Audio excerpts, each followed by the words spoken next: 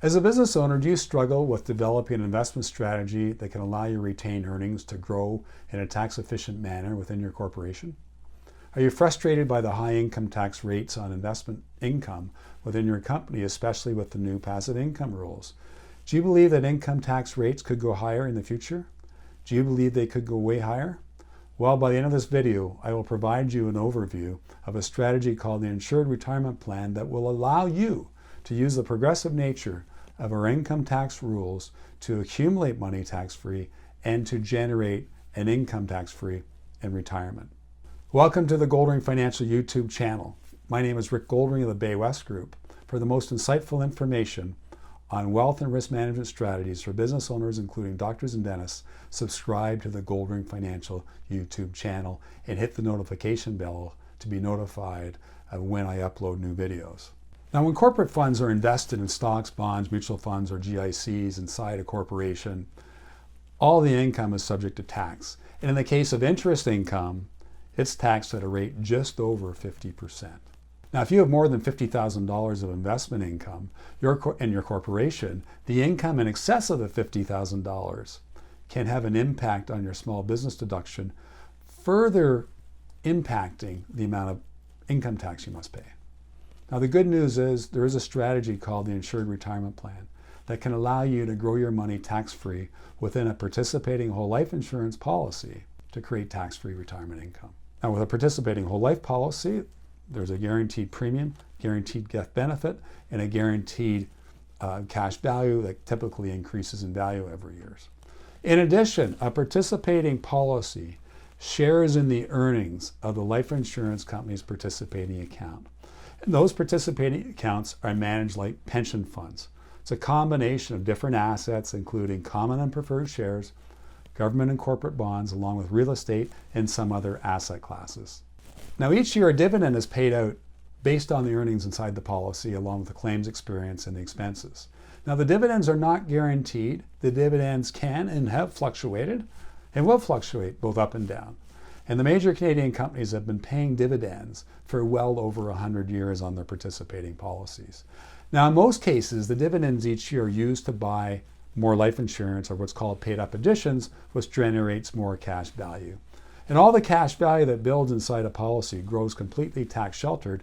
And if you do nothing else with the policy and simply leave it and let it grow as a life insurance policy, upon your death, the base policy, plus the death benefit created by the additional insurance is paid out in a lump sum to your family or your estate, tax-free.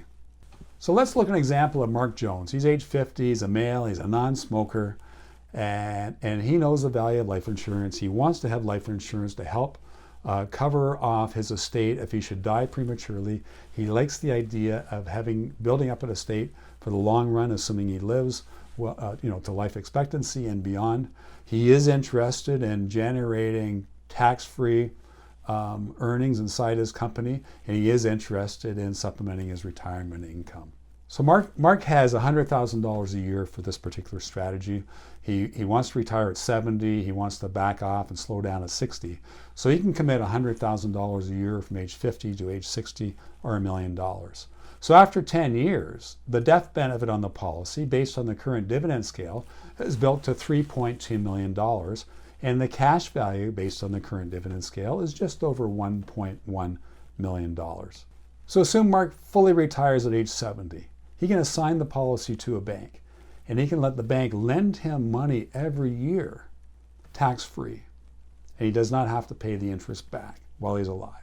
So let's go through this. So the bank can pay him $150,000 in loan proceeds every year for 15 years. That's a total of $2.25 million from age 71 to age 84, completely tax-free. Now, at age 85, if he dies at age 85, what would happen is the life insurance policy would pay off the bank loan and all the interest that's been accrued, and there would be money left to go to the estate or the children of $1.5 million, completely tax-free. So that $1 million investment, that $100,000 a year for 10 years, has turned into a total of $3.75 million, which is $2.25 million of tax-free income and a $1.5 million tax-free estate upon Mark's death.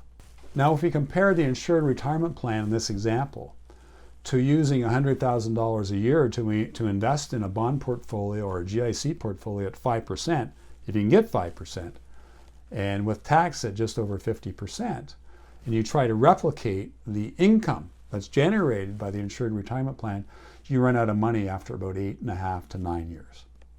Whereas the Insured Retirement Plan, it continues for 15 years of income, $2.25 million over the 15 years, plus a $1.5 million tax-free death benefit from the insurance to Mark's estate or Mark's family.